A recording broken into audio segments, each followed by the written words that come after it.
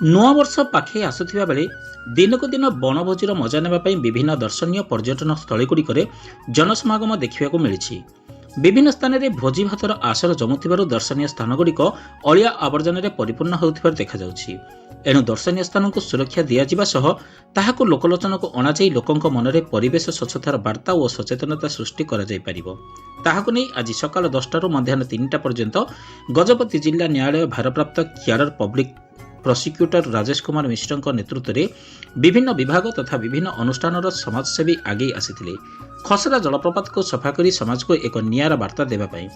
ପୂର୍ବ ଯୋଜନା ମୁତାବକ ସମରଝୋଳ ସ୍ଥିତ ଶଙ୍କର ଚକ୍ଷୁ ଚିକିତ୍ସାଳୟର ସହାୟତାରେ ଭୁବନେଶ୍ୱର ସ୍ଥିତ ଅଗ୍ରଣୀ ସ୍ୱେଚ୍ଛାସେବୀ ସଂଗଠନ ସେବା ପ୍ରତିନିଧିର ମୁଖ୍ୟ ସଂଗଠକ ନୀଳମଣି ମିଶ୍ର ତଥା ଗୋପାଳପୁର ସ୍ଥିତ ଆଇଆର୍ଇ କାର୍ଯ୍ୟରତ ମନୋରଞ୍ଜନ ବେହେରା ଓ ସମାଜସେବୀ ମନୋଜ ମିଶ୍ରଙ୍କ ତତ୍ତ୍ୱାବଧାନରେ ଗଞ୍ଜାମ ଜିଲ୍ଲାର ବିଭିନ୍ନ ଅଞ୍ଚଳରେ ସ୍ୱେଚ୍ଛାସେବୀ ପାର୍ଲାଖେମୁଣ୍ଡି ସ୍ଥିତ ଅଖିଳ ଭାରତୀୟ ଯୁବଜନ ସେବା ସମିତିର ମୁଖ୍ୟ କୁମାରୀ ରେଡ୍ଡି ଗାୟତ୍ରୀ ପରିବାରର ସନ୍ତୋଷ ଗନ୍ତାଙ୍କ ସମେତ ଶତାଧିକ ସ୍ୱେଚ୍ଛାସେବୀ ଆଜି ସକାଳ ଖସଡ଼ା ଜଳପ୍ରପାତ ନିକଟରେ ଏକାଠି ହୋଇ ସଫେଇ କାର୍ଯ୍ୟ ଆରମ୍ଭ କରିଥିଲେ।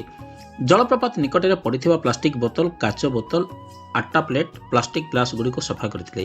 ଏହି ମହତ୍ କାମରେ ସହଯୋଗର ହାତ ବଢ଼ାଇଥିଲେ ଗଜପତି ଜିଲ୍ଲାର ଖଣି ଅଧିକାରୀ ଦୀପେନ ପରିଡ଼ା, କନିଷ୍ଠ ଖଣି ଅଧିକାରୀ ବିଶ୍ୱଜିତ କୁମାର ମହନ୍ତ, ମୋହନା ଥାନା ଅଧିକାରୀ ବସନ୍ତ କୁମାର ସେଠୀ, ଚନ୍ଦ୍ରଗିରି ଫାଣ୍ଡି ଅଧିକାରୀ ସୁନୀଲ କୁମାର ସେଠୀ ଓ ବିଭାଗୀୟ କର୍ମଚାରୀ ସମସ୍ତଙ୍କ ସହଯୋଗରେ ଏହିଭଳି ଏକ ମହତ୍ କାର୍ଯ୍ୟକ୍ରମ ସୁଚାରୁ ରୂପେ ଶେଷ ହୋଇଥିଲା।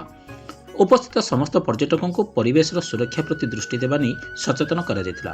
ଏହି କାର୍ଯ୍ୟକ୍ରମରେ ଏସ୍ ରବି ମାଧବ ସାସମଲ, ଶିବ ବେହେରା, ପି ଗଣେଶ ରେଡ୍ଡି, ମୋହନ ବେହେରା, ଦୟାନିଧି ସାହୁ, ବି ସାତେୟା, ସନାତନ ମହାରଣା ପ୍ରମୁଖ ଉପସ୍ଥିତ ରହି କାର୍ଯ୍ୟକ୍ରମଟିକୁ ସୁଚାରୁ ରୂପେ ପରିଚାଳିତ କରିଥିଲେ।